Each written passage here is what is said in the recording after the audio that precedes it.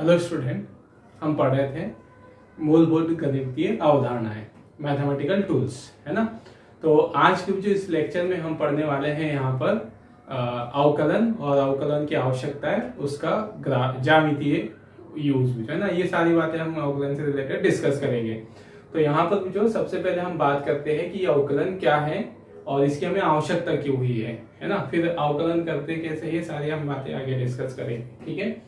तो अवकलन जो एक गणितीय अभिक्रिया है ना। जैसे अभी तक जो हमने जो बेसिक आपने देखा होगा कि आपने, है ना, जो हमारी मूलभूत गणितीय अभिक्रिया है वो क्या है, प्लस माइनस, मतलब ठीक है, ठीक है, ये वाले, मतलब आप जो इन चार अभिक्रियाओं से परिचित हो, है ना। दो राशियों को जोड़ना, घटाना, गुणा करना, भाग करना। तो जिस तरह से जो ये हमारी गणितीय अभिक्रिया है ना, जोड़ना, घटाना, गुणा करना, भाग देना, इसी तरह अवकलन भी हमारी एक गणितीय अभिक्रिया ही है, ठीक है। और इसके कुछ नियम होते हैं, कुछ, है ना, फॉर्मूले होते हैं। इन नियम और फॉर्मूले के आधार पर हम अवकलन की गणितीय अभिक्रियाएं अप्लाई करते हैं किसी भी, है ना, गणितीय इसको है ना प्रूफ या उसको सॉल्व करने के लिए, जो गणितीय प्रॉब्लम हो, ठीक है। तो चलिए, जो अब हम सबसे पहले तो समझते हैं कि अवकलन की हमें आवश्यकता क्यों पड़ी। मतलब जितनी भी जो हमें आवश्यक, जैसे हमने गणितीय अभिक्रियाएं पढ़ी है, तो किसी न किसी तरफ जो ये हमारे दैनिक जीवन में उपयोगी होती है ना। जैसे आप ये प्लस माइनस धन, ये तो सब पता ही आपको, ये हमारे लिए कैसे उपयोगी है, ठीक है। तो इसी तरह जो हमको अवकलन की क्यों आवश्यकता पड़ी, अवकलन हमारे लिए क्यों आवश्यक है, मतलब, है ना, हमारे दैनिक जीवन से रिलेटेड जो कुछ प्रॉब्लम्स या कुछ गणना होती है, कैलकुलेशंस होती है, उनको सिंप्लीफाई करने के लिए, आसानी से, है ना, सिद्ध कर दिया है, हम उसको आसानी से गणना कर ले, इसके लिए मैथमेटिशियंस, है ना, कुछ नियम हमेशा तत्पर रहते हैं कि वो कुछ नए फॉर्मूले, कुछ नए नियम बनाए मैथमेटिक्स में, ऐसे। तो इसी तरह जो अवकलन भी, है ना, क्या है, एक गणितीय अभिक्रिया है जो क्यों बनी, इसकी आवश्यकता क्यों हुई, उसको अब हम समझते हैं, है ना। तो चलिए, मैं सबसे पहले आपके सामने कोई एग्जांपल रखता हूँ, उस एग्जांपल से आपको समझ में आ जाएगा कि अवकलन क्यों हमारे लिए आवश्यक है। एक्चुअल में हम यहाँ पर जो अवकलन का उपयोग फिजिक्स में आगे करते हैं, तो हम इसको थोड़ा सा भौतिकी के जोड़कर इसको समझेंगे, भौतिकी से जोड़कर पढ़ेंगे, ठीक है। गणित में भी जो अवकलन, समाकलन, ये सब होते हैं, तो आप वहाँ गणित और इसमें जो बहुत हमें अलग तरीके से पढ़ते हैं, मतलब वहाँ हम सिर्फ फॉर्मूला लिखो, ये करो, आगे बढ़ो, है ना, ये लगाओ। लेकिन हम यहाँ पर थोड़ा सा इसको फिजिक्स से जोड़ने की कोशिश करेंगे कि फिजिक्स में किस तरह से ये अप्लाई होती है, ऐसे, ठीक है ना। चलिए, तो यहाँ देखिए जो कि मैंने जो आपको एक प्रॉब्लम दी, मतलब हमारे पास एक ये है ऑब्जर्वेशन, एक प्रेक्षण है। हमको ये बात पता है कि एक व्यक्ति गति कर रहा है ना, गतिमान है, मतलब वाहन मान लो, कुछ भी मान लो, और वो 5000 सेकेंड में, है ना, कोई भी एक समय होगा, 5000 सेकेंड में वो 8000 मीटर की दूरी तय कर लेता है। मतलब हमको यह समय और किसकी बात हो रही है ना, टाइम और दूरी की बात हो रही है, ठीक है। समय है 5000 सेकेंड और दूरी है बेटे यहाँ पर 8000 मीटर, ओके। अब ये तो कोई प्रॉब्लम नहीं है, ठीक है ना। अब यहां से देखो, जब मैं आपसे अगर कहूं कि ये व्यक्ति, है ना, जब चल रहा होगा और चलते चलते 100 सेकेंड बीत चुके होंगे, है ना, तो 100 सेकेंड के पश्चात जब 100 और 105 सेकेंड, ठीक है ना, हमने कहा ये 100 सेकेंड पर चलते आया, तो 100 सेकेंड बीत गए और इसकी जो दूरी थी ये 105 मीटर थी, 105 मीटर ये चला, फिर 105 सेकेंड आगे बढ़ता गया, फिर इसकी दूरी कितनी हो गई, बदलकर 112 मीटर हो गई, ठीक है ना। ये मैंने आपको एक इंफॉर्मेशन बताई उसके बारे में कि एक व्यक्ति गतिमान है, वो बहुत लंबे समय तक गति करते रहा है, चलता रहा है, मतलब 5000 के उससे ज्यादा मान लो, आप निरंतर चलते रहा है, ऐसा मान लो, ठीक है ना। और मैंने आपको उसकी एक छोटी सी आपको उसकी जानकारी दी, है ना। क्या कहा मैंने यहाँ पर कि 100 सेकेंड पे ये ऐसे बोले, 100 सेकेंड पर वो 105 मीटर, है ना। चलो यहाँ लिख देते, 100 सेकेंड से 105 सेकेंड के बीच में वो 105 मीटर और 112 मीटर की दूरी पर चल चुका था, है ना। ये मैंने आपको एक इंफॉर्मेशन दी, एक जानकारी बताई उसके बारे में। अब मैं आपसे ये पूछता हूँ, अब हमको आपसे पूछता हूँ मतलब क्या हमको ये गणना करनी है आगे चल के, है ना। हमको एक प्रश्न दिया जाता है, मतलब एक समस्या हमारे सामने ये आती है कि जब वो व्यक्ति 220 सेकंड चल चुका होगा, है ना, और 220 से 200, है ना, ऐसे कहें हम 207 सेकंड, सॉरी 227 बोल दो, 227 सेकंड, है ना। तो इस बीच उसने कितनी दूरी तय की, ये दूरी बताओ। मैंने आपके सामने एक समस्या रखी, क्योंकि एक व्यक्ति, है ना, हमको गणना करनी है, हम कोई भी गणना कर सकते हैं। एक व्यक्ति गति कर रहा है, मैंने आपको बोला कि जब 100 सेकंड से 105 सेकंड के बीच में उसने इतनी दूरी तय की है। और मैंने आपसे प्रश्न पूछा, क्या पूछा मैंने आपसे कि जब वो 220 सेकंड से 227 सेकंड के बीच में उसकी दूरी कितनी होगी, है ना। मतलब पहले मैंने आपको समय और दूरी दोनों दिए थे, और फिर मैंने आपसे समय दिया है और दूरी पूछी है। ओके, अब यहाँ क्या करोगे बच्चों, ठीक है, गणना करनी पड़ेगी हमको, ठीक है ना। हमारे पास तो उसके पास उसकी दूरी और समय में परिवर्तन दिया हुआ है ना। कैसे दिया हुआ है, चलो ये देखो, आप इसको सॉल्व करते ये वाले को, तो यहाँ 100 से 105 सेकेंड, है ना। मतलब आप समय में कितना, दूरी में कितना परिवर्तन हुआ है, तो दूरी में आप परिवर्तन निकालते, कितना परिवर्तन बोला आपने, 112 में से आप माइनस करते 105 को, ठीक है। कितने मीटर चला वो, 7 मीटर, ठीक है ना। अब कितने समय में चला, यहां से 105 में से समय निकालने के लिए क्या करते हैं कि कितने समय में चला, 105 में से माइनस कर देते 100 को, तो फिर यहां पर आपके पास आ जाता है तो 5 सेकेंड। आपको एक जानकारी है, मैंने आपको ये जानकारी दी, ये वाली भले टुकड़े में ऐसे तोड़ तोड़ के दी, लेकिन आपने उसे एक मूल जानकारी निकाली कि वो व्यक्ति 5 सेकेंड में 7 मीटर चल रहा है ना। एक समान रूप से चल रहा है वो, ऐसा बोल दिया, ठीक है, एक समान गति से। अब मैं यहाँ पूछता हूं कि इसमें उसने कितनी दूरी तय करी होगी। फिर आपके पास एक प्रॉब्लम है तो ये वाली बात कि 5 सेकेंड में 7 मीटर दी है, आप थोड़ा सोचोगे यार 5 सेकेंड में 7 मीटर दी है, थोड़ी गणना करने लग जाओगे, कैलकुलेशन करने लग जाओगे, निकाल तो जरूर लेंगे हम, ठीक है ना। चलिए, अब यहाँ पर मतलब हमारे पास दूरी में परिवर्तन दिया था, किसके साथ, समय के साथ। हमारे पास एक जानकारी थी, दूरी में परिवर्तन था समय के साथ, था ना। अब देखो, अब एक तरीका ये हुआ प्रश्न पूछने का, है ना। अब मैं ऐसा बोल देता आपको, दूसरा तरीका, है ना। एक तरीका मैंने आपसे ये इस तरह से पूछा कि 105 100 ये ऐसे, है ना, दूरी बताओ। अब मैं आपसे दूसरी तरीके से आपको और उसकी दूसरी जानकारी देता, मैं आपको ये जानकारी देता, वो व्यक्ति 1 सेकेंड में, है ना, सीधे डायरेक्ट बोल देता मैं आपको 1 सेकेंड में, या ऐसा बोल देता कि जब वो 100 से 101 सेकेंड तक चला है, ओके, तो उसने यहां से 100, है ना, 100 से 102 मीटर की दूरी तय की। मतलब पहले तरीका मैंने आपको ये बताया और आप उस पर, उसके आधार पर आपसे एक प्रश्न पूछा। अब दूसरा तरीका जो मैंने आपको ये कहा कि 100 सेकेंड पे उसकी 100 मीटर दूरी थी और 101 सेकेंड पे 2 मीटर 102 मीटर हो गई। अब यहाँ आपने देखा जो, फिर मैंने प्रश्न पूछा 220 सेकेंड से 227 सेकेंड के बीच में उसने कितनी दूरी तय की, ओके। अब आपने यहाँ पर गणित लगाया, जो फिर से आपने वही निकाला, यहाँ पर 101 में से माइनस किया 100 को, तो कितनी दूरी, कितना समय निकला, पहले आपने वो निकाला, या पहले 102 दूरी में परिवर्तन हो रहा है समय के सापेक्ष, तो 102 में से आपने माइनस किया 100 को, आपको दूरी मिल गई, कितने मीटर की दूरी चला वो, 2 मीटर, है ना।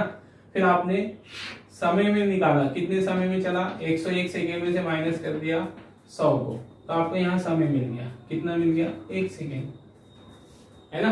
अब आपको ये जानकारी है और इस जानकारी के आधार पे आपको ये बताना है 220 सेकेंड से 227 सेकेंड में उसने कितनी दूरी तय की। ये प्रश्न है आपके सामने, ये समस्या है आपके सामने।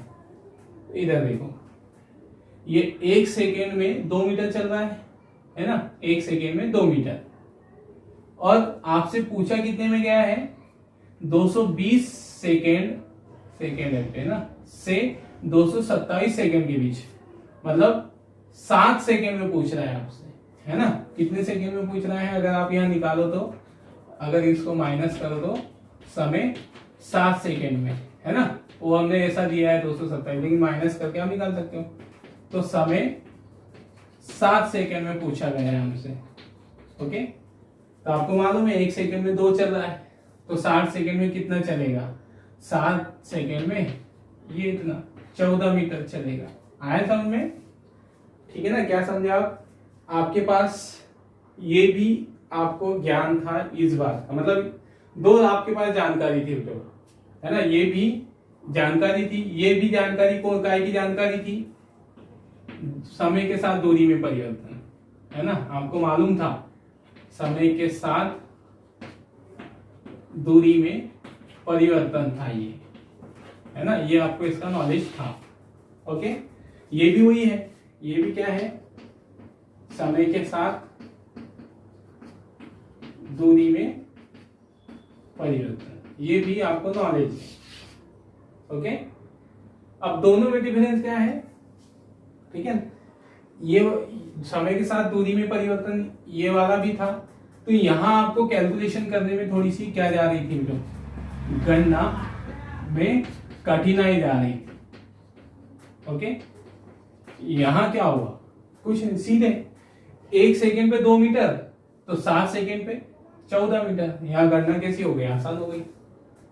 तो बात तो वही थी, आपके पास जानकारी थी एक राशि में दूसरी राशि के साथ परिवर्तन, मतलब समय के साथ दूरी में परिवर्तन यहां भी मालूम था, समय के साथ दूरी में परिवर्तन यहां भी मालूम था, है ना। लेकिन दोनों परिवर्तनों में अंतर है बेटो। ये देखो, ये यहां समय कैसा था 5 सेकेंड, मतलब आपके पास थी जानकारी आपको, लेकिन ये बड़ा समय था, बड़ा समय था, मतलब समय का बड़ा मात्रक था, है ना, समय का बड़ा मान था। ओके, समय का बड़ा मान, ठीक है। और उसके साथ आपके परिवर्तन था, है ना, ये समय के बड़े मान के साथ परिवर्तन था। ओके, है ना। अब ये वाला भी परिवर्तन है, लेकिन ये समय का छोटा मान है, छोटा समय।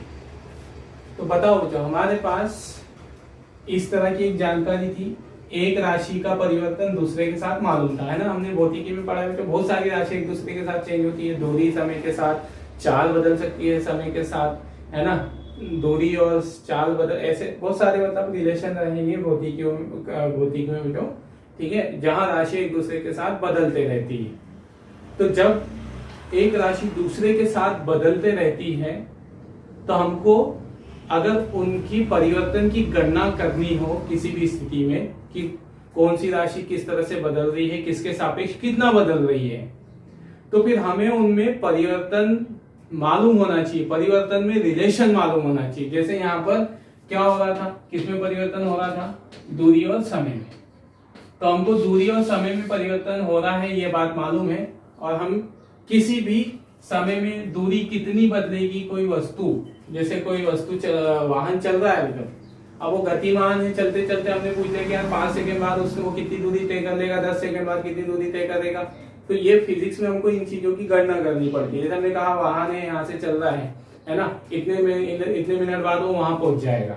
आप सुनते हो ना, तो जैसे एक दैनिक जीवन में उदाहरण सुनो, आप ट्रेन का टाइम देखते हो, ट्रेन टाइम टेबल लिखा होता है, तो जैसे आपको ट्रेन पे लिखा होता है तो इतने समय में ट्रेन यहाँ पहुंच जाएगी, इतनी चाल से चल रही है, तो किस आधार पे बताई जाती है गणना, है ना, कैसे बताई जाती है कि भाई ट्रेन यहाँ से निकलेगी और इतने समय बाद अगले स्टेशन पे पहुंच जाएगी, वहां पहुंचने का टाइम ये होगा। तो कैसे चलता है, किस आधार पे उसको मेंटेन किया जाता है, तो वही जो परिवर्तन की दर है, कि कितने समय में ट्रेन कितनी दूरी चलेगी, तो उस स्टेशन के बीच की दूरी कितनी है, वहां तक वो कितने समय में पहुंच जाएगी। ये उसका दैनिक जीवन में देखा जाने वाला उदाहरण है ना। तो हमको पता है कि दूरी समय के साथ बदल रही है, ठीक है, दूरी समय के साथ बदल रही है। तो हमको यहाँ पर इनमें परिवर्तन किस तरह से हो रहा है उस संबंध का नॉलेज होना चाहिए। तो हमारे लिए कोई भी गणना क्या है, आसान है। क्यों, जैसे अगर मान लो बच्चों एक ट्रेन यहां से चल रही है और आपको ट्रेन और कितनी चाल से चल रही है, कितने समय में कितनी दूरी तय कर रही है आपको नहीं मालूम, तो आप क्या ये बता सकते हो कि अगले स्टेशन पे कितने बजे पहुंचेगी? नहीं बता सकते ना, आपको मालूम ही नहीं क्या वो कितने समय में कितनी दूरी तय कर रही है, तो आप अगले समय पे अगले स्टेशन पे पहुंचने का समय नहीं बता पाओगे, है ना। जैसे बच्चों आप देखते होंगे अंतरिक्ष में जो आप हमारे जैसे मंगलयान ये सब ऐसे है ना सैटेलाइट छोड़े जाते हैं आसमान में, तो वैज्ञानिक लोग पूरा एक्सपेरिमेंट उसका टाइम दे देते हैं कि इतने टाइम बाद वो वहां पहुंचेगा, इतने टाइम उसको इतना गति करने में लगेगी, इतने घूमने में लगे। कहां से दिया उन्होंने जानकारी? क्योंकि उनको पास वो आंकड़ा है, जो वो जानकारी है कि ये जो हमारा सैटेलाइट है या हमारा जो रॉकेट है इतने समय में इतनी दूरी चल रहा है, तो इतनी दूरी पहुंचने में इतना समय लगेगा, है ना। तो हमारे पास जो भौतिकी में हम बहुत सारी राशियों में परिवर्तन देखते हैं, तो वहां हमें उनका फुल नॉलेज होना चाहिए ताकि हमारी दैनिक जीवन में देखे जाने वाली है ना घटनाओं को हम है ना आसानी से गणितीय रूप से इससे सॉल्व कर सके, ठीक है ऐसे। तो अब यहाँ देखो जो ये हमारे पास एक समस्या थी, दोनों में आपने देखा कि मैंने आपको पहले ये वाली जानकारी दी, दूरी में परिवर्तन तो दिया है ना, लेकिन बड़े समय के साथ दिया। यहाँ छोटे समय के साथ परिवर्तन दिया, यहाँ पर क्या था, छोटे समय के साथ परिवर्तन था।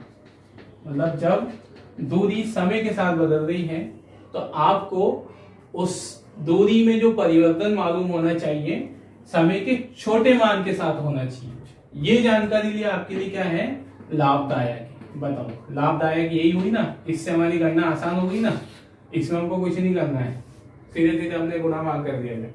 ओके, तो यहाँ भौतिकी में हम बहुत सारी भौतिक राशियां देखते हैं जो एक दूसरे के साथ परिवर्तित होते रहती हैं, तो हमें अगर उनमें परिवर्तन मालूम होना चाहिए तो छोटे मान के सापेक्ष मालूम होना चाहिए, जो है ना।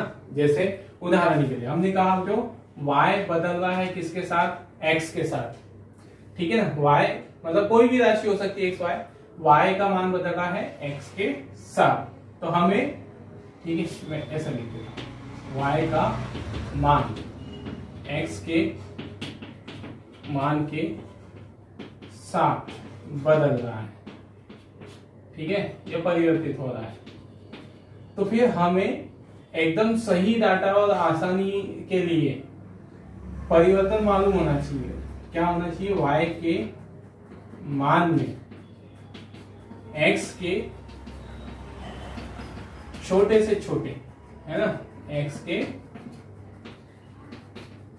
छोटे से छोटे मान के साथ परिवर्तन मालूम होना चाहिए, परिवर्तन ज्ञात होना चाहिए, ये हमारी कोशिश होती है। ध्यान रखिए जब भी हम फिजिक्स में बात कर रहे हैं, ठीक है, कि जब दो राशियां एक दूसरे के साथ बदल रही है तो हम वहां पर उनका जो परिवर्तन है, ठीक है, एक दूसरे के साथ बदल, तो हमेशा हमारी कोशिश क्या रहेगी कि हमें परिवर्तन छोटे से छोटे मान के सापेक्ष ज्ञात हो।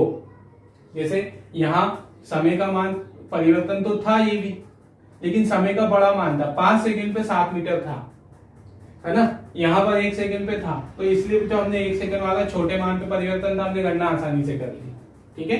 तो आपको समझ में आया बेटे यहाँ क्या कोशिश होती है हमारी भौतिकी में कि जब दो राशियां एक दूसरे के साथ बदलती हैं तो हमें उनके परिवर्तन किस तरह से हो रहा है उन दोनों में, ये सारी बातें ज्ञात करने के लिए हमें उन दोनों का परिवर्तन मालूम होना चाहिए। तो हम क्या कहेंगे, y का मान में x के छोटे मान के साथ, जैसे y बदल रहा है x के साथ, तो हम y के मान में जो परिवर्तन चाहेंगे x के छोटे से छोटे मान के साथ चाहेंगे। ओके, तो हम यहाँ पर ठीक, जैसे यहाँ दूरी और समय में परिवर्तन हुआ था, है ना, दूरी और समय में परिवर्तन, ठीक है। तो हम यहाँ पर समय के कैसा चाहेंगे, हमारी कोशिश क्या रहेगी, समय के छोटे से छोटे मान के साथ दूरी के मान में परिवर्तन ज्ञात होना चाहिए, ये हमको मालूम होना चाहिए, तब हमारे लिए ये जानकारी उपयोगी है ना। और इस जानकारी के आधार पर आप किसी भी तरह की गणना कर सकते हो, कोई भी तरह की उन दोनों में परिवर्तन निकाल सकते हो। तो जैसे मैंने आपसे ये पूछा 220 से 227 मीटर के बीच में कितना समय लेगा, वो कितनी दूरी चलेगा, तो आपने यहाँ देखा तुरंत निकाल लिया। मैं यहाँ 240 कर देता, इसको 290 कर देता, आपको कितने में परिवर्तन मालूम था? 1 सेकेंड में। आपने 1 सेकेंड में परिवर्तन मालूम था, कितने से पूछा? 290 से 240, मतलब 50 पे पूछा गया आपको। तो 1 सेकेंड पे 2 मीटर परिवर्तन है, 50 पे उसका मल्टीप्लाई कर दोगे 100 मीटर है। आनंद समझ में? ठीक है। तो ये एक एग्जाम्पल दिया जो मैंने आपको, मतलब वास्तव में जो हम यहाँ अवकलन जो है गणितीय अभिक्रिया है, लेकिन उसको फिजिक्स से जोड़कर हम पढ़ रहे हैं। फिजिक्स में क्यों उपयोगी है, क्यों लाभदायक है ना, उसका इंपॉर्टेंस क्या है। ओके, तो ये हमारे पास आप जानकारी आ गई। तो ठीक है ना, कि हम जब दो राशियां एक दूसरे के साथ परिवर्तित होती है तो उनमें जो परिवर्तन चाहते हैं वो छोटे से छोटे मान के सापेक्ष चाहते हैं, तो हमको उससे गणना करने में आसानी होती है। ओके, चलिए मैं इसका एक और एग्जांपल देता हूं जो आपको, ठीक है। एक तो ये हो गया है ना, यहाँ पर एक एग्जांपल ये दे दिया। अब दूसरा जो, ठीक है ना, आप मान लो कि एक दुकान पर जाते हो, स्टेशनरी पे जाते हो, और आपने भी तो वहां पर है ना कॉपीज की कीमत पूछी है ना। आप दुकानदार के पास गए और दुकानदार के पास जो सामने कॉपीज का बंडल था, उसमें 750 कॉपीज थी, है ना। 750 कॉपी का एक बंडल पड़ा हुआ था। ओके, आप गए, आपने बोला इस कॉपी का कीमत क्या है। अब उसने आपको यहाँ ऐसा बोल दिया 750 कॉपी कितने में पड़ेगी, है ना। 750 कॉपीज उसने बोला आपको 9500 में पड़ेगी, ऐसा है ना। मन से मान ले रहे होते हैं ना, उस पर कोई अभी आंकड़ों पे एग्जैक्ट मत जाना, है ना। अब आपको तो उसने आपको एक इंफॉर्मेशन ये दी, उसने आपको ये बताया, तो ये उसने आपको एक जानकारी दी, है ना, एक इंफॉर्मेशन दी। ओके, फिर अब आपको तो लेना थी 3, है ना, आपको 3 कॉपी लेना थी। आप थोड़े से वहां पे क्या कर गए, कंफ्यूज हो गए, यार मेरे को 3 लेना है, 750 कॉपी इतने में पड़ रही है, तो आप 3 गणना करने लग गए, ऐसा उसमें सब जुड़ गए वहां पे, है ना। ओके, मतलब आपके सामने एक इंफॉर्मेशन थी, ये इंफॉर्मेशन आपके सामने, है ना, एक समस्या बन गई कि यार थोड़ा समस्या से मतलब थोड़ी कठिनाई हो गई यहाँ पे, इसका थोड़ा ज्यादा हो गई। अब वही व्यक्ति अगर आपको ऐसा बोलता, एक जानकारी उसमें ये दी, दूसरी ये दी, अगर वही व्यक्ति जो आपको ऐसा बोलता कि एक कॉपी, ठीक है, एक कॉपी आपको 60 रुपए में पड़ेगी, है ना, एक कॉपी आपको 60 रुपए में पड़ेगी, तो ये बहुत आसान बात होगी कि आपके लिए 3 कॉपी होना था, 3 × 60 180 रुपए। इसमें ना ज्यादा दिमाग लगाना पड़ा, ना जब कुछ करना पड़ा मुझे, है ना। ठीक है ना, बहुत आसानी से आपने गणना कर ली। बताओ, दोनों जानकारी उसने आपको दी, दोनों जानकारी दी ना, ये भी और ये भी। ज्यादा उपयोगी कौन सी है, आसान कौन सी बन रही हमारे लिए ज्यादा, ये वाली।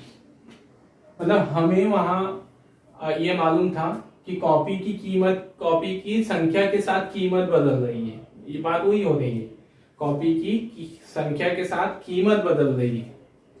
तो आपको यहाँ जो परिवर्तन मालूम होना था, कीमत में जो चेंज है ना, उसके प्राइस में जो चेंज है वो पर कॉपी के साथ मालूम होना चाहिए। भाई एक कॉपी के साथ 60 रुपए बढ़ते जा रहे हैं, है ना। और ये आंकड़ा मिलाना मत लीजिए कि भाई 60 मैंने बोला तो इसके हिसाब से गलत दे दिया, है ना, नंबर है सिर्फ समझाने के लिए दिया, है ना। चलिए, तो एक कॉपी के तो क्या हो गया, 60 रुपए हो गए। तो यहाँ पर भी हमारे लिए यूजफुल जानकारी ये हो गई, एक के साथ, मतलब यहाँ हमको कॉपी की जो प्राइस चेंज हो रही थी, तो कॉपी की छोटी से छोटी संख्या पर मालूम होना चाहिए था। भाई वो आपको ऐसा भी बता सकता था, है ना, 6 कॉपी आपको बोल देता, या 7 कॉपी बोल देता तो आपको बोल देता 800 रुपये में। अरे यार, मतलब थोड़ा कम करके तो बताया उसने, कम करके बताया, 7 कॉपी पे बताया। फिर से बात हुई आ गई 3 वाली, थोड़ा सा है ना कैलकुलेशन थोड़ा सा इसकी तुलना में आसान होगा, लेकिन फिर समस्या है ना, समस्यात्मक ही है वो। तो बेटर क्या है हमारे पास कि जो भी राशि चेंज हो रही हो तो हमें वहां उस राशि के छोटे मान के साथ परिवर्तन मालूम होना चाहिए। यहाँ कीमत बदल रही थी कॉपी की संख्या के साथ, तो हमको कॉपी की कितनी संख्या के साथ परिवर्तन मालूम होना चाहिए था, एक संख्या के साथ। एक पे इतना, फिर दूसरे पे इतना, ऐसा। तो आप कितने में भी निकाल सकते हो। आपको 3 चाहिए थी, आपने इतनी निकाली। आपको 5 चाहिए होती है ना, आप इतना निकाल लेते हो, ऐसे। ये ऐसा हो जाता है ना, ठीक है ना। तो ये बच्चों आया समझ में। एक प्रॉब्लम है हमारे पास, मतलब आप सबसे पहले बच्चों जैसे दुकान पर जाते हो कहीं पर भी, है ना, तो हम उससे सामान लेना है। मान लो बच्चों आपको क्या लेना है, आपको एग्जाम्पल के लिए आपको शक्कर लेनी है ना, तो आप क्या करोगे, उससे ऐसा पूछोगे 70 किलो शक्कर कितने में आएगी, या ऐसा आपको लेना है 50 किलो, तो आप उसे बोलेंगे 1 kg कितने में आएगी। कितने पे पूछोगे, 1 पे, 1 पर पूछोगे, 1 किलोग्राम, है ना। और बाकी फिर उससे आपको आगे आपको 50 किलोग्राम होना था, आप उस भाग से उससे मल्टीप्लाई करेंगे और उससे संख्या से आपके पास जितना आपको लेना उसकी कीमत आपको पता चल जाएगी। मतलब हमारी कोशिश यही रहती है कि हम जब भी परिवर्तन चाहेंगे हमेशा कितनी पे परिवर्तन ज्ञात करके रखना चाहेंगे, 1 के साथ, एक अंक के साथ। भाई कीमत केजी के साथ बदल रही है तो 1 kg पे चाहोगे। अगर आप कोई छड़ खरीदने जा रहे हो, रॉड खरीदने जा रहे हो, तो वहां उस छड़ की कीमत है ना फीट, स्क्वायर फीट के फीट के साथ बदल रही है।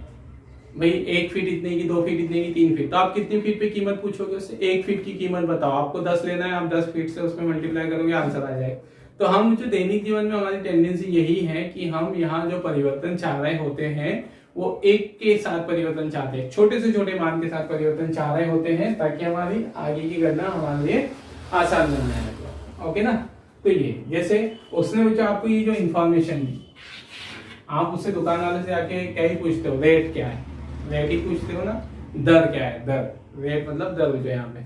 तो आप क्या पूछोगे, जैसे उसने आपको ये 750 की क्या बोल दिया, आप उससे पहले गए, ठीक है ना, दुकानदार के पास आपने पूछा, उसने बोला कि यार मेरे पास, उसको सामने 750 कॉपी का बंडल दिखा, उसने पूरी की कीमत आपको बता दी, तो उसने भी तो ये आपको प्राइस बताई है, प्राइस मूल्य बताया उसको। ओके, ठीक है ना। अगर वो ऐसा बोलता है कि एक कॉपी पे 60, तो वो क्या बताया होता आपको, दर। ये दर है, मतलब अंतर दोनों में समझना। हालांकि हम ये प्राइस दर ये नहीं पढ़ रहे हैं, तो ये सारे वो आपके मूलधन ब्याज धन आप 10th में पढ़ चुके हैं, फिर भी थोड़ा सा इंटरेस्ट के लिए ना, कि यहाँ पर जो दर और प्राइस में क्या अंतर है। दर कब बोला जाता है, जब प्रति एकांक हमको मालूम हो, है ना, प्रति एकांक पर मालूम हो तो उसे दर बोल दिया जाता है। जैसे मैं बोलूंगा बच्चों, आपको यहाँ दूरी में परिवर्तन मालूम था, है ना, दूरी में परिवर्तन कितने पर, 1 सेकंड पर, एकांक समय में, एकांक समय एकांक, तो फिर आपको इसको क्या बोल दोगे, दूरी परिवर्तन की दर कह दोगे। आप इसको क्या कह दोगे, दूरी परिवर्तन की दर। दर शब्द कहाँ लगता है, जब प्रति एकांक परिवर्तन बताया जा रहा हो, छोटे से छोटे मान पे परिवर्तन बताया जा रहा हो, तो दर बोल दिया जाता है। ओके ना। चलो, तो ये अभी जो उदाहरण समझ में आया कि हम हमारे दैनिक जीवन में हमारी कोशिश क्या रहती है कि हम एक राशि जब दूसरी राशि के साथ परिवर्तित हो रही है, तो उनके बड़े परिवर्तन वाले मान से हमको, है ना, कोई ज्यादा वो लाभदायक नहीं है। हमको अगर परिवर्तन चाहना है तो छोटे से छोटे मान पे परिवर्तन चाहना होता है ना, ज्ञात होना होता है। जैसे हमने दूरी 5000 सेकेंड दी थी, कुल समय 5000 था, कुल दूरी 8000 मीटर थी कुल दूरी में। जो ये बड़े समय के साथ बड़ा परिवर्तन था, तो क्या हमारे पास ये लाभदायक है क्या, हमको तो इतने छोटे से मान पे परिवर्तन चाहिए था यहाँ, तो हमने वहां परिवर्तन कितने मान पे चाहिए था, हमको छोटे मान पर परिवर्तन चाहिए था, जो है ना। तो इसलिए कि जब भौतिक राशि एक दूसरे के सापेक्ष बदलती है, तो उनमें जो परिवर्तन, प्रति एकांक परिवर्तन निकालने के लिए छोटे से छोटे मान में परिवर्तन निकालने के लिए हम वहां पर जो गणितीय अभिक्रिया उपयोग करते हैं, उस गणितीय अभिक्रिया को हम अवकलन कहते हैं। आया समझ में कि अवकलन एक गणितीय अभिक्रिया है, ये हमने कहा था। अवकलन एक गणितीय अभिक्रिया है जो है ना, मैथमेटिकल प्रोसेस। तो इसका यूज क्यों है, कहाँ होता है, तो जहां हमें परिवर्तन निकालना हो, प्रति एकांक छोटे से छोटे मान पे परिवर्तन निकालना हो, ये ऐसे बोल दो, परिवर्तन की क्या निकालना हो, दर निकालना हो, परिवर्तन की दर निकालना हो, तो वहां पर हम अवकलन का उपयोग करते हैं। ओके, तो किसी फलन का परिवर्तन की दर निकालने की क्रिया अवकलन कहलाती है, या किसी फलन का अवकल गुणांक या अवकलज निकालने की क्रिया, वही है जो अवकलन गुणांक और अवकलज गुणांक हम समझते भी अभी, तो उसी को हम अवकलन कहते हैं। ठीक है ना। तो ये एक एग्जांपल दिया जो मैंने आपको, कैसे कैसे फील होने के लिए क्या भौतिकी में अवकलन का क्या उपयोग है ना। ठीक है, मतलब हम इसको सिर्फ ऐसा मैथमेटिकली नहीं समझे बच्चों कि उसका फॉर्मूला लिख दिया है ना, फॉर्मूला लिख दिया, आंसर निकाल के बता दिया, ऐसा नहीं पढ़ना है हमको यहाँ पे, है ना। ऐसे में मजा नहीं है, हमको फिजिक्स में पढ़ना है इसको, इसलिए थोड़ा सा फिजिक्स से जोड़कर हम पढ़ रहे हैं उसको। ठीक है ना।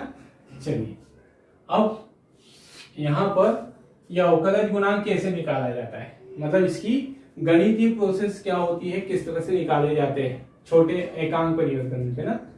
तो यहाँ पर है ना, क्या लिखा हमने, किसी फलन का अवकल गुणांक या अवकलज निकालने की क्रिया अवकलन कहलाती है।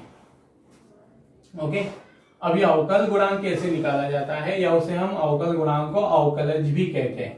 इंग्लिश में बोलते हैं जो डिफरेंशियल कोएफिशिएंट, और अवकलज को डेरिवेटिव। ओके, चलिए अब यहां लिख दिया बच्चों हमने यदि, ठीक है ना, y फलन है x का, ठीक है, y फलन है x का, या चिन्हों में लिख दो y प्रोपोर्शनल टू fx, ठीक है, और इक्वल टू fx। अब यहां से जो यदि x में परिवर्तन होगा तो y में भी परिवर्तन होगा, तो हमने लिख दिया तो यदि x में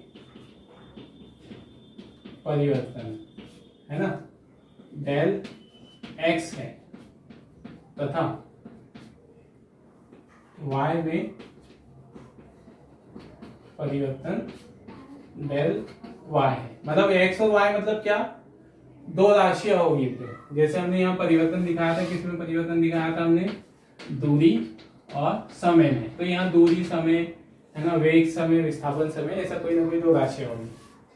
तो यहाँ ठीक है ना, x में परिवर्तन डेल x है, तो y में परिवर्तन डेल y है, तब y का जो समीकरण होगा तो y बराबर होगा, सॉरी, अगर हम किसमें है ना, किसको जोड़ दे, ओके, हम डेल x में जोड़ दें, मतलब परिवर्तन के साथ दिखा दिया, तो जब इसमें परिवर्तन होगा तो y में भी परिवर्तन हो जाएगा, है ना। अब हमें निकालना है परिवर्तन की दर। तो कैसे निकालते हो जो परिवर्तन की दर, जैसे मैंने अरे हमने मिटा दिया उसको, चलो फिर से एक बार लिख लेते हैं यहाँ पे, है ना।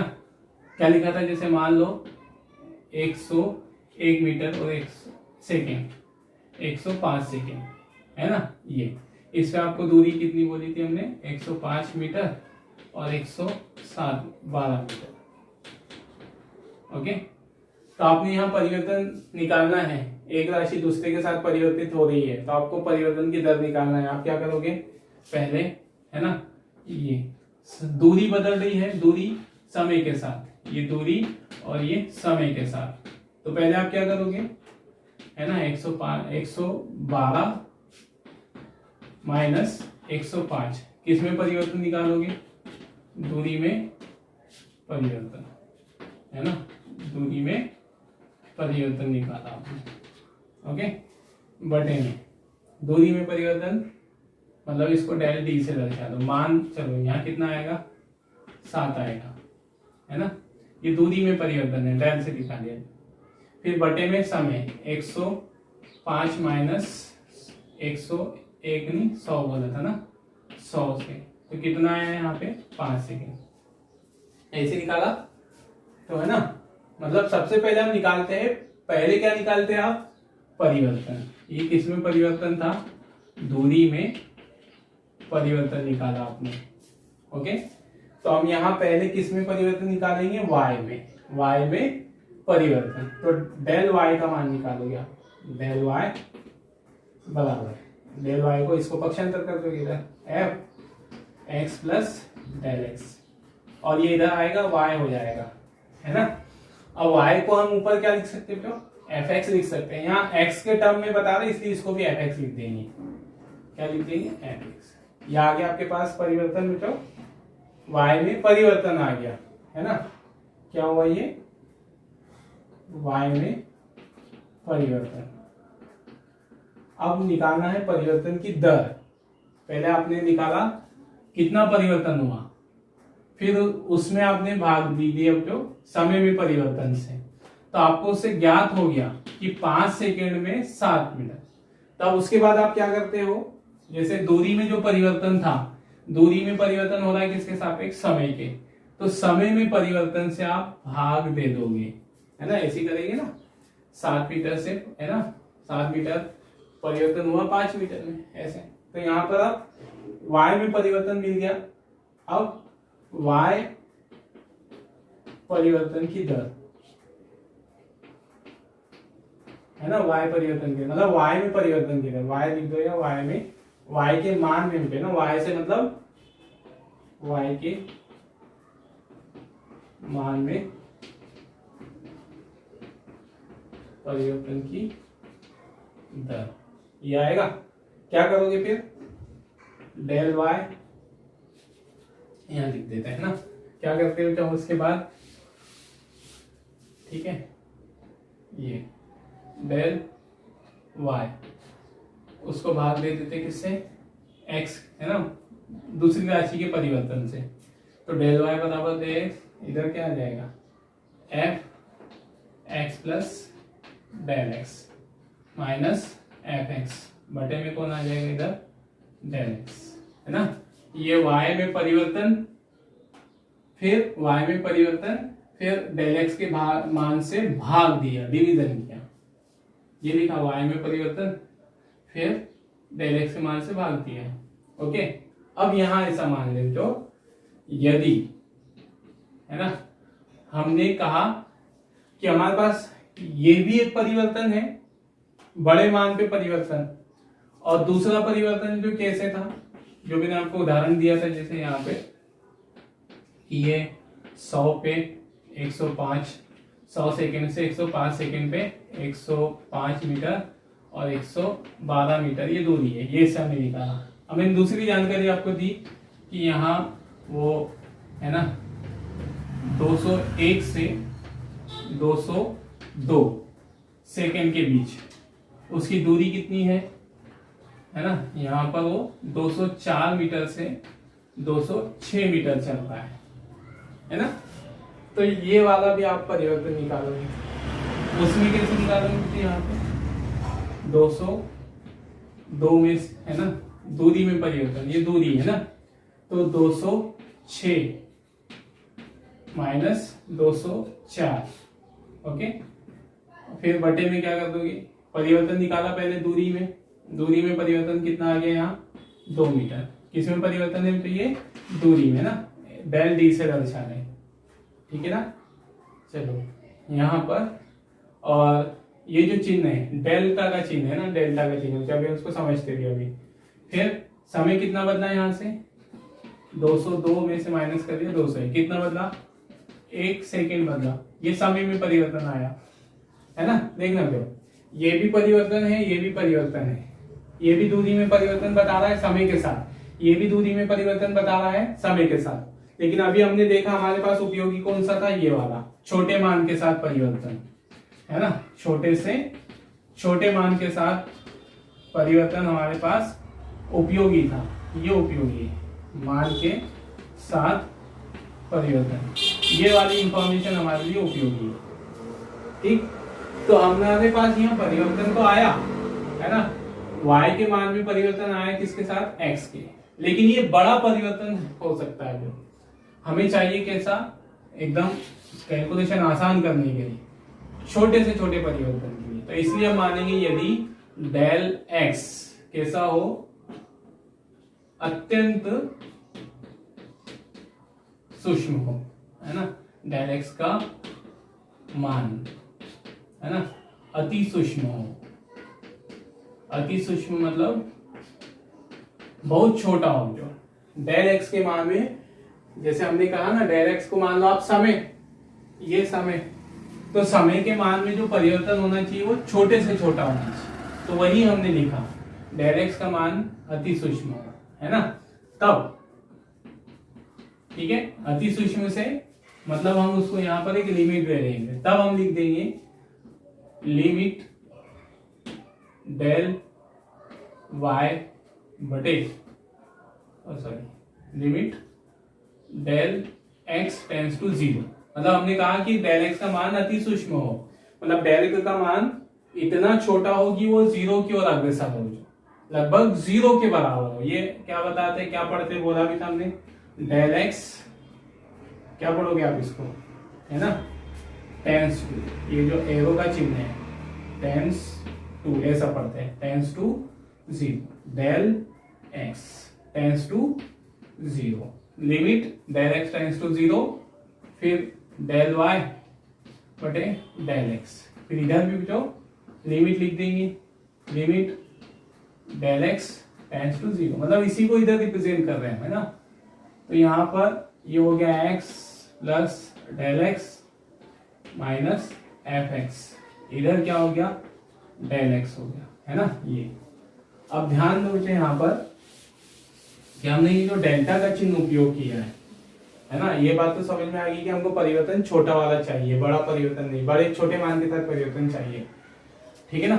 तो यहाँ पर ध्यान देना, अभी हमने ये जो चिन्ह उपयोग किया, ये किसका चिन्ह है, जो डेल्टा का, किसका, डेल्टा का, और डेल्टा हम इसे शॉर्ट में डेल बोल के चलते हैं, ना, डेल्टा का चिन्ह है, हम इसे डेल बोल कर चलते हैं, है ना, शॉर्ट में। तो ये डेल का उपयोग क्या है, ये परिवर्तन को दर्शाता है, परिवर्तन को, है ना। जैसे उदाहरण के लिए मेरे को लिखना है वेग में परिवर्तन, क्या लिखना है मेरे को, वेग में परिवर्तन, ओके, या दूरी में परिवर्तन, जो भी लिखना है। तो मैंने चिन्हों में दर्शाना है इसको, हमको ये वेग में परिवर्तन शब्दों में नहीं लिखना है। तो मैंने यहाँ डेल, मैंने यहाँ लिख दिया v, v किसको दर्शा रहा है, वेग को। अब मेरे को वेग में परिवर्तन दर्शाना है, तो मैं उसके सामने क्या लगा दूंगा, डेल, ये परिवर्तन को दर्शाने का चिन्ह है, वेग में परिवर्तन, है ना। अब अगर हमने परिवर्तन छोटा कहा, छोटा परिवर्तन कहा, तो डेल किसको दर्शा रहा है, ये बड़ा डेल है जो, है ना, बड़ा डेल्टा, और ये एक छोटा डेल्टा, ऐसे भी चाहिए, छोटा डेल्टा, ये छोटा डेल, है ना, स्मॉल डेल। तो ये डेल कैसा भी बनता है, ऐसा भी बनता है, ऐसा भी बनता है, समझ में आ गया ना। तो ये डेल है, तो ये छोटा डेल हम कहाँ उपयोग करते हैं, जब हमें सूक्ष्म परिवर्तन दिखाना हो, बहुत ही छोटा परिवर्तन दिखाना हो, ठीक है, छोटा परिवर्तन, तो फिर हम वहां पर डेल के चिन्ह को किससे बदल देते हैं, छोटे डेल से, ओके ना। अगर हमने कहा कि वेग में परिवर्तन लिखना है तो डेल वी, वेग में बहुत छोटा परिवर्तन लिखना है तो मैं लिख दूंगा डी, ऐसा। तो अब यहाँ पर उसको बड़े डेल को बदल देंगे छोटे डेल से, और छोटे डेल का चिन्ह ऐसा भी बनाते हैं, ऐसा भी बनाते हैं, ऐसा भी बनाते, डी से भी लिख देते हैं, है ना। तो हम यहाँ डी से लिख के चलें, तो जैसे ये x अगर बहुत छोटा है तो y में होने वाला परिवर्तन भी छोटा होगा, और y में होने वाला परिवर्तन छोटा है तो फिर हम उसे dy से बता देंगे, और x में भी परिवर्तन छोटा है तो हम dx। एक्चुअल में ये d के बदले में जो छोटा डेल लिखा जाता है, लेकिन हमारी सुविधा के लिए हम उसको d लिख देते हैं, ठीक है ना। क्यों लिख देते हैं, जैसे मैं आपको बोलना चाह रहा हूँ डेल x लिखो, तो डेल x आप ऐसा भी लिखोगे, डेल x ऐसा भी लिख सकते हो, तो फिर वहां मैं आपको बोलूँ कि बेटा डेल एक्स लिखो, तो आप मेरे से पूछेंगे छोटा डेल एक्स बड़ा डेल एक्स, तो हमने ये डेल एक्स डी एक्स इसका कंफ्यूजन ही हटा दिया, हमने उसको किससे बोल दिया, डी से। मतलब स्मॉल डेल ही है वो डी बोल के चलते हैं, स्मॉल डेल को हम क्या बोल के चलते हैं, डी, और इंग्लिश के लेटर डी जैसे ही बना देते हैं उसको। ओके, छोटी छोटी सी बातें जो पहली बार पढ़ रहे होगे आप, इधर इंटीग्रल ये है ना डिफरेंशिएशन, वैसे आप उसको कहाँ पर पढ़ोगे, मैथ्स में भी है ये 11th के मैथ्स में ना। चलिए, तो ये हो गया। फिर यहाँ पर ये वाला पद तो ऐसे ही रखिएगा, limit del X tends to 0, मतलब छोटा परिवर्तन निकालने का तरीका ये है। ये हमारे पास एक सूत्र बन गया, एक रिलेशन निकल गया कि अगर हम किसी राशि के मान में परिवर्तन निकालना चाहते हैं, छोटा परिवर्तन, ठीक है, या परिवर्तन की दर निकालना चाहते हैं, जैसे समझो ये क्या निकाला हमने, y के मान में परिवर्तन की दर, तो परिवर्तन की दर निकालने के लिए ये समीकरण है हमारे पास, ये सूत्र है, उसका नियम है, ये सूत्र और ये लगा के हम परिवर्तन की दर निकाल सकते हैं। हालांकि हमको यहाँ निकालना नहीं है, हमको जो है ना मैथमेटिशियंस ने जो है ना ऐसे ये गणित बनाया कि हम इस विधि से परिवर्तन की दर निकाल लिया करेंगे, तो हमको यहाँ पर इन परिवर्तन की दर को निकाल के नहीं दिखाना है, हमको यहाँ पर सिर्फ उसके बने बनाए फॉर्मूले यूज करना है। जैसे यहाँ पर जो है ना साइन एक्स का अवकलन होता है कॉस एक्स, ओके ऐसा, तो ये साइन एक्स, अब ये फॉर्मूला मैंने आपको लिख के बताया समझाने, तो जो साइन एक्स का अवकलन जो गुणांक है वो कॉस एक्स आया, कहां से आया, तो यहाँ सब ये रख के जो y की जगह साइन एक्स ये सब रखने के बाद सॉल्व करने के बाद ये कॉस एक्स आया। या मैथ्स में सीखोगे निकालना, हमको फिजिक्स में इसको निकालने की आवश्यकता नहीं, हम फिजिक्स में मुझे सिर्फ डायरेक्ट फॉर्मूला यूज करेंगे, फॉर्मूले याद रख लेंगे, फॉर्मूले और नियम लगाएंगे, ठीक है ना। चलिए, तो यहाँ पर जो वो परिवर्तन की दर, ये जैसे D by D x sine x बराबर कॉस एक्स आया है, ये कहाँ से आया, कैसे आया, तो वो इस सूत्र से निकाला गया। मतलब जब हम आगे फॉर्मूले पढ़ेंगे ना, आप बोलेंगे फॉर्मूले कहाँ से निकल गए, कैसे आ गए, तो फिर वो इस यहाँ से निकाले गए, हमको निकालना नहीं सीखना है ना फिजिक्स में, ठीक है ना। अब देखना तो यहाँ से कुछ रिलेटेड चीजें, जहां ये जो हमारा डी बाई डी एक्स है, डी बाई डी एक्स, ध्यान देना जो ये जो अब हमारे पास ये पूरी प्रोसेस कर देने के बाद, पहले क्या निकाला हमने, अंतर, फिर भाग किया, इस अंतर और भाग की क्रिया को सम्मिलित रूप से हम डी बाई डी एक्स से बताते हैं। मतलब y के मान में अंतर निकाला, फिर डेल एक्स के मान से सब भाग देने के बाद वो जो पूरा कंबाइन आया, उस कंबाइन को हम किससे दिखाते हैं, डी बाई डी एक्स। इसके मान में परिवर्तन था ये y, इसलिए y के साथ लगा दिया। अगर यहाँ z होता तो वहां z के साथ लगा देते ऐसा, ओके ना। चलो तो ये समझना, ये जो डी बाई डी एक्स है उसमें क्या आप ऐसे ध्यान रखना कि यहां हम ऐसा नहीं करेंगे कि पहले डी वाई का मान निकाला फिर उसमें डी एक्स के मान से भाग दिया, ये अलग अलग पद नहीं है, ये डी बाई डी एक्स एक ही पद है। क्या कहा मैंने, जो डी बाई डी एक्स है जो वो एक ही पद है, अलग अलग पद नहीं है। जैसे आप इस समीकरण को देखोगे तो इससे आपको क्या लग रहा होगा कि पहले हमने डेल वाई का मान निकाला फिर उसके मान में डी एक्स से भाग दिया, ऐसा नहीं है। अब हमारे पास ये पूरी प्रोसेस कर देने के बाद हमारे पास एक सम्मिलित रूप से आ गया और वो है D by D x, okay, ये एक ही पद है। ये जो है ये हमारा क्या कहलाता है, जो इसे हम ऑपरेटर कहते हैं, ऑपरेटर अभिकारक। ये ऑपरेटर अभिकारक क्या है, ओके, जैसे कि आप पढ़ते हो ना 2 + 2 है ना, तो ये 2 ये ऑपरेटर, ये धन का जो चिन्ह है इसको हम ऑपरेटर ही बोलते हैं, अभिकारक ये।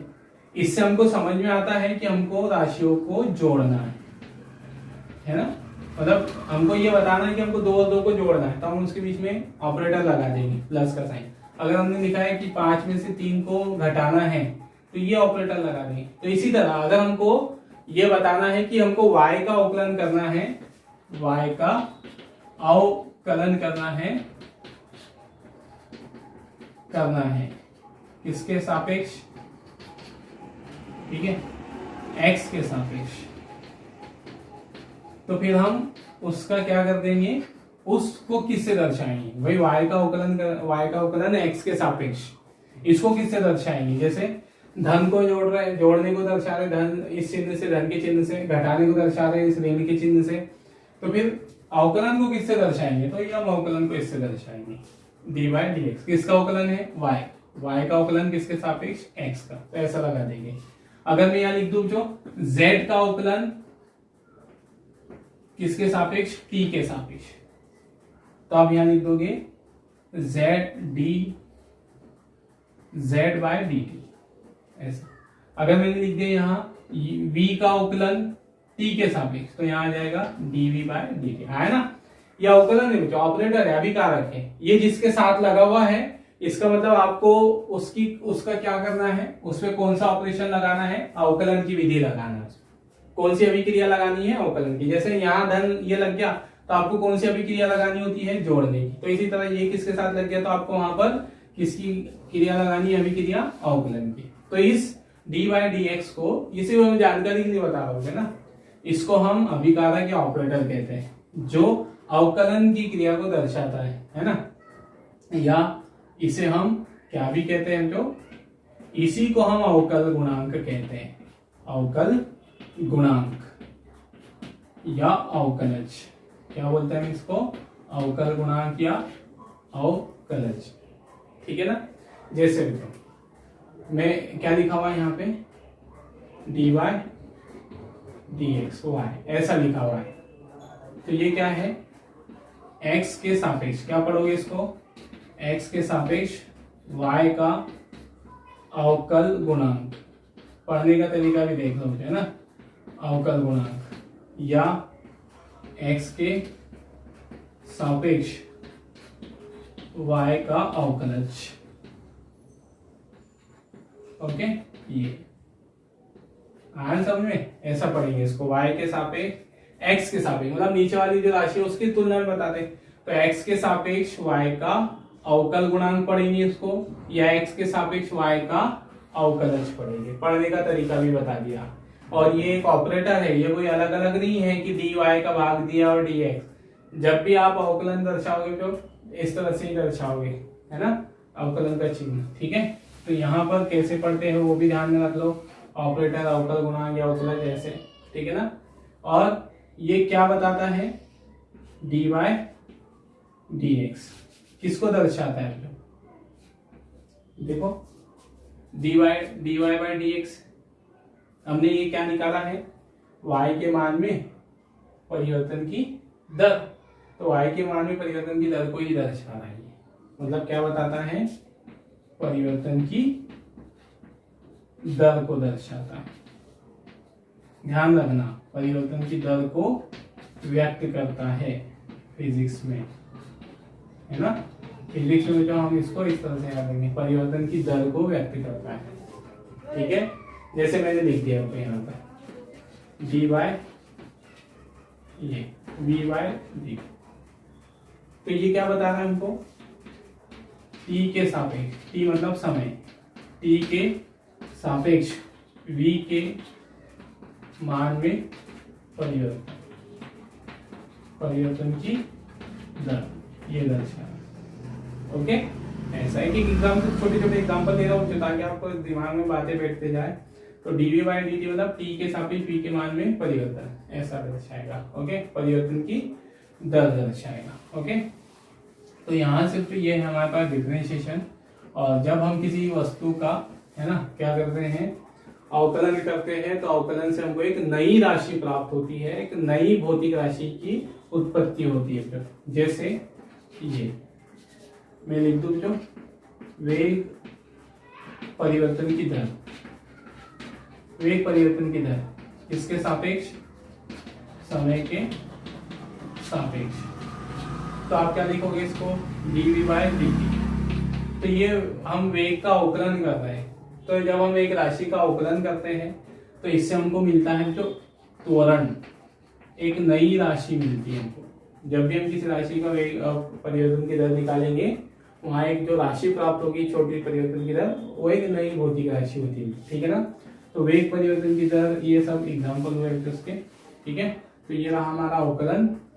ठीक, मतलब अवकलन में जो हम सिर्फ इतना ध्यान रखो कि क्या निकालने के लिए, परिवर्तन की दर निकालने के लिए या ऐसे, या हमें उसका कैसे निकालेंगे, इसका उपयोग आपको मैथ्स में है। जो हमें सिर्फ यहाँ सूत्र का उपयोग करना है, लेकिन हमको पढ़ना तो था इंट्रोडक्शन की क्या कैसे कैसे आता है ना, ध्यान रखिएगा। चलिए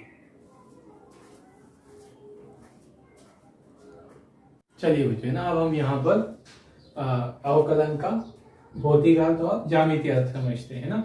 तो भौतिक अर्थ तो मतलब वही बच्चों, ठीक है, देखना हम यहाँ पे जैसे बच्चों कि भौतिक अर्थ और ज्यामितीय अर्थ से हमारा मतलब क्या होता है। ठीक है, जैसे हम आगे चल के और बहुत राशियों के लिए, अन्य राशियों के लिए भी भौतिक अर्थ ज्यामितीय अर्थ पढ़ेंगे। तो भौतिक अर्थ से मतलब क्या होता है कि हम उस राशि से क्या समझते हैं, है ना, उस राशि से या उससे क्या समझते हैं, इसको बताना भौतिक अर्थ कहलाता है। तो अवकलन से हम क्या समझते हैं, अवकलन हमको क्या बताता है, परिवर्तन की दर बताता है। अगर हम किसी राशि का अवकलन कर रहे होंगे तो इसका मतलब यह है कि हम उस राशि का परिवर्तन की दर निकाल रहे होंगे, तो यही हमारा उसका भौतिक अर्थ होगा। ध्यान में आया ना, भौतिक अर्थ से मतलब हम उसमें क्या बताते हैं कि उस राशि से आप क्या समझते हैं। जैसे उदाहरण के लिए जो मैं आपसे ये पूछूं कि आप अवकलन से क्या समझते हो, है ना, तो मैं उसको ऐसे ना बोलते हुए मैं बता दूं, ऐसे भी बोल सकता हूं आपको कि अवकलन का भौतिक अर्थ बताओ। समझ में आया। अब दूसरा जो ज्यामितीय अर्थ, ज्यामितीय अर्थ मतलब कि अवकलन को हम ज्यामितीय रूप से, जैसे क्षेत्रफल, दूरी, ऊंचाई, इनके सूत्रों के आधार पर हम उसकी गणना किस तरह से कर सकते हैं, ज्यामिति लगाकर किस तरह से कर सकते हैं, तो उसका हम उसका ज्यामितीय अर्थ कहते हैं।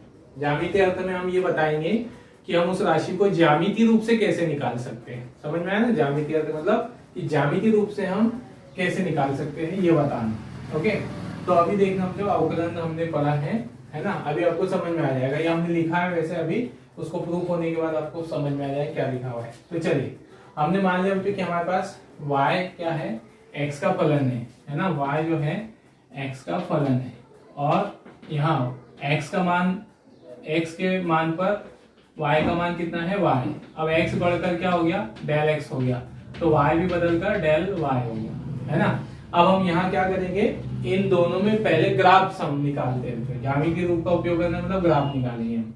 तब यहाँ पर हम क्या करेंगे, जो ग्राफ बनाएंगे किसमें, X Y graph. Okay, X Y मतलब यहाँ कोई ना कोई दो राशियां होगी, एक्स वाई बोल दिया हमने उनको, है ना।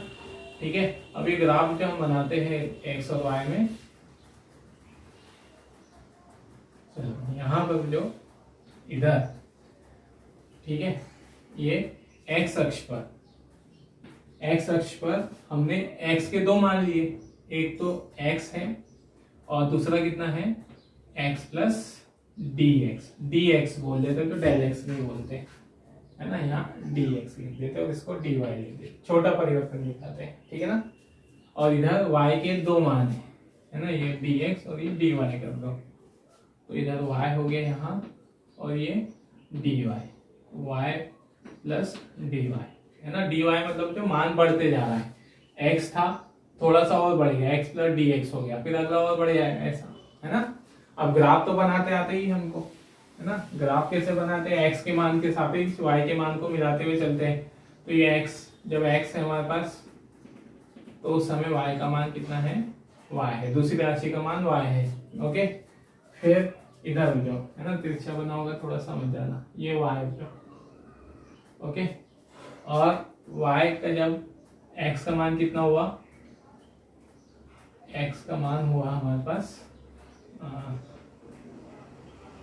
x प्लस डी एक्स, तो y का मान हो गया यहाँ पर y प्लस डी वाई। दो बिंदु आ गए हमारे पास ये वाले, है ना। अब इन बिंदुओं को हम जोड़ देते हैं, है ना, ग्राफ बनाते आता ना हमको। तो ये दो बिंदु प्राप्त हुए, इन दो बिंदुओं का हमने नाम दे दिया ए बी, है ना। ये हमको एक ग्राफ मिल गया, एक्स और वाई के मान में ग्राफ मिला। ओके, एक रेखा मिली, तो ये जो रेखा है, जो इस रेखा को हम वक्र कहते हैं, है ना, वक्र कहते हैं। कैसी भी है, सरल रेखा हो, वो ऐसे भी मिल सकती है, ऐसे भी मिल सकती है, निर्भर करेगा कि हमारे पास मान कैसे है उस आधार पे। तो ये वक्र है, और इसे कौन सा वक्र कहेंगे? हमने ग्राफ किस किस के बीच में खींचा है ना, x और y के बीच में। तो इधर x है जो, इधर y है ना, तो x और y के बीच में खींचा है, तो इसलिए हम इसको एक्स वाई वक्र बोल देंगे। समझ में आया नाम देने का तरीका? अगर हम किसके बीच में ग्राफ खींचते हैं, हम समय और वेग के बीच में ग्राफ खींचते हैं और हमको ऐसी लाइन मिलती है, तो हम इसे वेग समय वक्र कहते हैं। क्या कहते हैं? वेग समय वक्र कहते हैं जो। ओके, चलिए, है ना। अब यहां देखें, तो हमको ये जो वक्र मिला है, ये वक्र थोड़ा सा झुका हुआ है, किस पर? एक्स अक्ष पर, ठीक है ना। ये ऐसे है, एक्स अक्ष पर झुका हुआ है, तो कितना झुका हुआ है वो कोण हमको निकालना है। तो जैसे जो कोण निकालने के लिए हमने एक संरचना कर दी ऐसे, ये हमने इसको मिला दिया ऐसे, इसको नाम दे दिया सी। तो ये कोण हमको निकालना है, ये वाला, है ना। अब देख, आप तो सोच रहे हो कि वो लाइन तो एक्स से ऊपर है, वहां क्यों निकाल रहे हैं, यहाँ निकालना चाहिए। आप कहीं पर भी कोण निकालो ना बच्चों, ये देखो, ये एक रेखा झुकी हुई है ना, इस पे हमने एक समांतर रेखा खींची, तो यहाँ एक कोण बना, फिर एक और समांतर खींच दी, यहाँ एक कोण बना, तो ये बराबर होंगे ना, संगत कोण है। ये एक रेखा खींच दी, तो ये, तो आप थीटा का मान ये वाला भाग लेकर निकालो, त्रिभुज, है ना, ये वाला भाग लेकर निकालो, या ये वाला भाग लेकर निकालो, या ये कोई भी भाग लेकर निकालो, आया समझ में। तो हम यहाँ स्लोप निकालना है, तो यहाँ भी निकाल सकते हैं, मान एक ही रहेगा, ठीक है ना। तो अब हमने यहाँ पर, चलो क्या निकालते जा रहे थे हम, तब एक्स वाई वक्र, है ना, वक्र का, या उसको स्पर्शा बोल सकते हो, हम स्पर्शा है वो, है ना, एक्स वाई वक्र की, या वक्र का एक्स अक्ष पर ढाल, किस पर ढाल निकाल रहे हैं हम, एक्स अक्ष पर ढाल, ठीक है ना, इस पे निकाल रहे हैं ढाल, मतलब अब कोण निकालना है बेटा हमको, ध्यान रखना, ये रेखा ऐसे झुकी हुई है, तो ये ढाल हमको किससे पता चलेगा, हम ऐसा बोलेंगे कि मान लो ये 30 अंश होता, तो हम क्या बोलते कि कितने का ढाल है वहां, 30 अंश का ढाल, मतलब ये कोण निकालना है। ओके, अब ये कोण निकालने के लिए देखो, हमारे पास जो चित्र बना ABC, है ना, इस ABC कैसा त्रिभुज बना है, समकोण त्रिभुज। तो समकोण त्रिभुज में ये हो जाता है लंब, ये हो जाता है आधार, ये हो जाता है कर्ण। तो लंब, आधार और कर्ण, है ना, तो यहाँ हम त्रिकोणमितीय अनुपात लगाएंगे जो कोण का मान निकालने के लिए। तो कोण में क्या साइन लगा सकते हैं, कॉस लगा सकते हैं, टैन लगा सकते हैं, है ना। तो साइन क्या होता है, लंब बटे कर्ण, कॉस क्या होता है, आधार बटे कर्ण, और टैन क्या होता है, लंब बटे आधार, है ना ये। तो अगर आपको यहाँ थीटा का मान, ये कोण का मान निकालना है, तो आप दो भुजा कोई भी दी होगी, तो दो भुजा अगर कोई दी है, उसके आधार पे आप साइन थीटा, कॉस थीटा या टैन थीटा कुछ भी लगा सकते हो। तो यहाँ जो हमारे पास देखो, ये जो समकोण त्रिभुज बना है ABC, इसमें कौन दो भुजा कौन कौन सी दी है ना, क्या दी है, तो हमारे पास यहां से यहां तक का मान दिया हुआ है, कितना है, यहां तक का मान हमने दिखा ना, तो ये कितना मान है, ये y प्लस dy, यहां तक का मान है y प्लस dy। ओके, और ये यहां तक का मान कितना है, y है, तो ये y प्लस dy में से किसको माइनस कर दोगे, y को, तो हमारे पास ये बच जाएगा, ये कितना बचेगा, y प्लस dy में से dy माइनस dy बच जाएगा ना, इसमें से माइनस, तो हमारे पास ये भाग आ गया, लंब आ गया, है ना। इसी तरह जो ये x प्लस dx, पूरा यहां से यहां तक x प्लस dx है, x प्लस dx यहां तक कितना है, x, तो x प्लस dx में से x माइनस कर देंगे, ये बच जाएगा, कितना बचेगा, ये dx। ओके, मतलब हमारे पास इसका मान दिया हुआ है, ये जो समकोण त्रिभुज बना है, इसमें लंब का मान भी दिया है, आधार का मान भी दिया है। तो लंब और आधार, लंब दिया है और आधार दिया है, और कोण निकालना है, तो लंब और आधार और कोण में कौन संबंध बताता है, थीटा। तब समकोण त्रिभुज, समकोण त्रिभुज ABC में ना, नाम दे देते हैं हम उसको ABC में, ठीक है, एक्स वाई वक्र का x अक्ष पर, ढाल, है ना, एक्स वाई वक्र का एक्स अक्ष पर ढाल कितना हो जाएगा, ठीक है, ये हो जाओ, है ना। ढाल किससे निकालेंगे हम, इस थीटा से, तो थीटा निकालने के लिए हम क्या लगाएंगे वहां पे, टेन थीटा, है ना, ये टेन थीटा, ठीक है।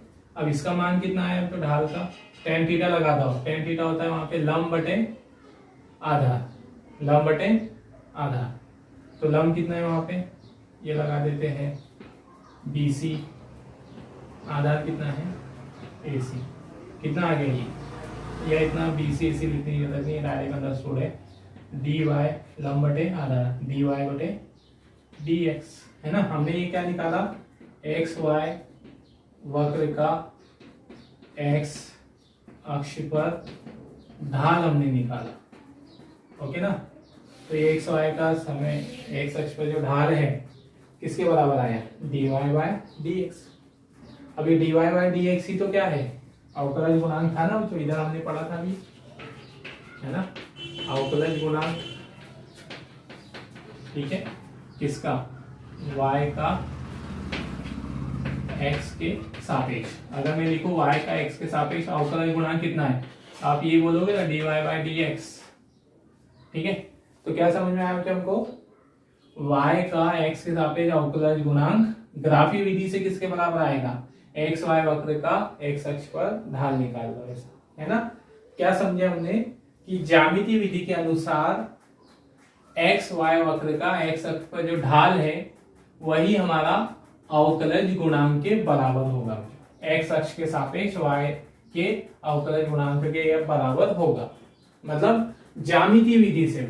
ये चलो, ये तो हमने सिद्ध कर दिया। अब आप समझो यहाँ पे हम क्या चाहते हैं, निष्कर्ष हमारा क्या निकला, मतलब जो राशि हमें अवकलन से मिलेगी, है ना, मतलब यहाँ पर ऐसे मान लो जो हमने dy बाय dx, y का अवकलन किया किसके सापेक्ष, x के सापेक्ष, y का अवकलन किया x के सापेक्ष, और हमको यहाँ क्या मिला, z, ओके।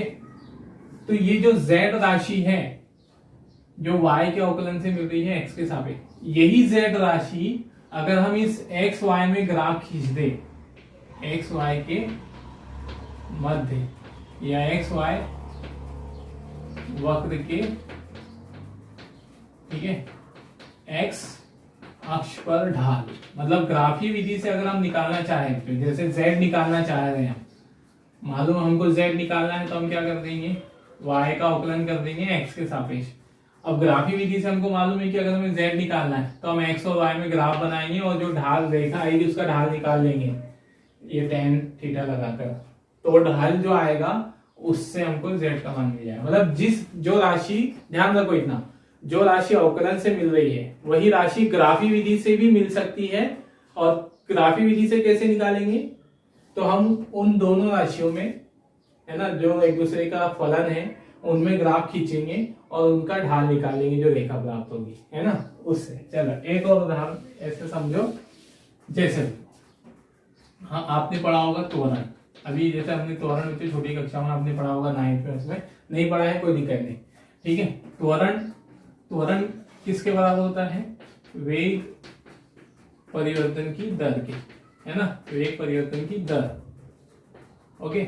अब त्वरण कैसे निकालते हैं हम, वेग परिवर्तन की दर निकालना है ना, किसके सापेक्ष, समय के सापेक्ष।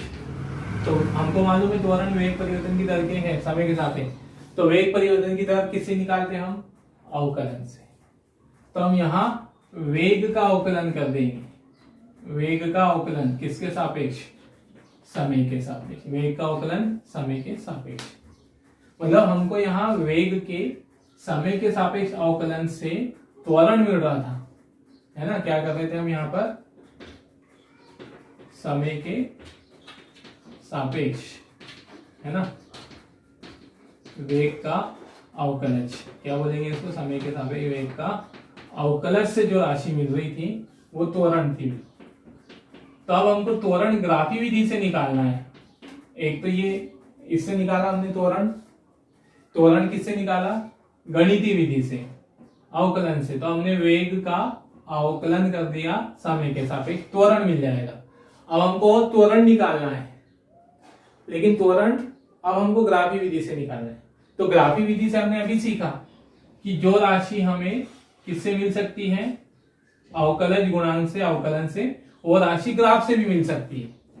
तो ग्राफ से मिलने के लिए हमको क्या किसके बराबर होगी, वो हम दोनों में ग्राफ खींचेंगे। जैसे हमने यहाँ लिखा ना, ये yx, तो यहाँ क्या है vt है, तो हम यहाँ vt वक्र मतलब वेग समय वक्र ग्राफ खींचेंगे। वेग का जो मान दिया होगा, समय का जो मान दिया होगा, जैसे ये मान दिए थे ना x dx ऐसे, तो वहां पर वेग के भी कुछ मान होंगे, समय के भी कुछ मान होंगे, उनमें ग्राफ खींचोगे और vt वक्र का क्या निकाल लोगे, समय अक्ष पर ढाल।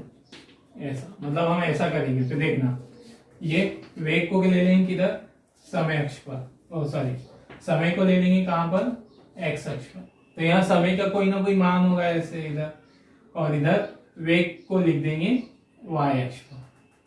फिर इससे जो रेखा मिलेगी, मान लो ऐसी कोई भी रेखा मिल रही है, हमने समझाने के लिए ऐसा दर्शा दिया, ये एक रेखा मिली, ओके है ना। जैसे पहला बिंदु यहाँ आया, दूसरा बिंदु यहाँ आया, एक रेखा प्राप्त हो गई। इस रेखा का यहाँ ढाल निकाल लो, यहाँ पर, ओके ये ढाल निकाल लो, आपको क्या मिल जाएगा, है ना, dv बाय dt मिल जाएगा। क्या निकालने से, ढाल निकालने से। और ढाल dv बाय dt के बराबर है, और dv बाय dt किसके बराबर है, त्वरण की। तो त्वरण निकालने के लिए आप, है ना, अवकलन नहीं करना चाह रहे तो फिर उन दोनों राशियों में ग्राफ खींचो और उसका ढाल निकाल लो, आपको क्या मिल जाएगा, त्वरण मिल जाएगा। आया समझ में। मतलब ये हम आगे करेंगे वीडियो, अभी शायद आपको थोड़ा सा कंफ्यूजन लग रहा हो यहाँ पर कि क्या हो रहा है, कैसे हो रहा है, तो अभी कंफ्यूज नहीं हो। अभी तो सिर्फ इतनी बात ध्यान में रखो यहाँ पर कि अवकलन क्या बताता है, तो परिवर्तन की दर बताता है। हमने कहा अवकलन को हम और कौन कैसे निकाल सकते हैं, तो जो राशि अवकलन से मिलेगी, इतना ध्यान रखो कि जो राशि अवकलन से मिलेगी वो राशि ग्राफी विधि से भी मिल सकती है। तो अवकलन के सूत्र लगाने के बदले अगर हम ग्राफ खींच ले और उनका वक्र का ढाल निकाल ले तो हमको त्वरण वो राशि प्राप्त हो जाएगी। तो ध्यान में आया, जो राशि अवकलन से मिल सकती है, जैसे त्वरण या अवकलन से मिल रही है, तो वही राशि हमको ग्राफ से भी मिल सकती है। तो त्वरण हमको ग्राफ से भी मिल सकता है, और वो ग्राफ किसके बीच में खींचना पड़ेगा, वेग और समय के बीच में। और किसके बराबर होगा वो त्वरण, तो वो ढाल के बराबर होगा। आया समझ में। चलिए, तो ये था जो हमारे पास अवकलन, मतलब अभी हमने अवकलन का इंट्रोडक्शन देखा, अवकलन क्या होता है, अवकलन की उपयोग हमको क्या है ना, फिजिक्स में। हालांकि जो मैथ्स में इसको पढ़ने का तरीका जो होता है, फॉर्मूले लिख देते, सीधा आंसर निकाल के बताते। हमको फिजिक्स में इसका उपयोग समझना था। ये बातें दिमाग में बिठा लो बच्चों, हम आगे चल के कई बार ये बातें डिस्कस करेंगे कि डी बाई डी टी क्या बताता है या अवकलन गुणांक क्या बताता है। तो तुरंत बच्चों आपके दिमाग में आना चाहिए अवकलन गुणांक क्या बताता है, परिवर्तन की दर बताता है ना। और अवकलन ग्राफी विधि से किसके बराबर होगा, तो ऐसे। बस इतनी बात ध्यान रखो यहाँ पे कि जो राशि अवकलन से मिलेगी वही राशि ग्राफ से भी मिलेगी, और ग्राफ खींचने के लिए हमको जो वक्र प्राप्त होगा उसका ढाल निकालना होगा, ठीक है ना। ये फिर अवकलन कैसे करते हैं, अवकलन के कुछ नियम होंगे और उसके सूत्र होंगे। नियम और सूत्र हम नेक्स्ट लेक्चर में देखेंगे, ठीक है। चलिए, इसको नोट करने की कोई आवश्यकता नहीं, ठीक है ना।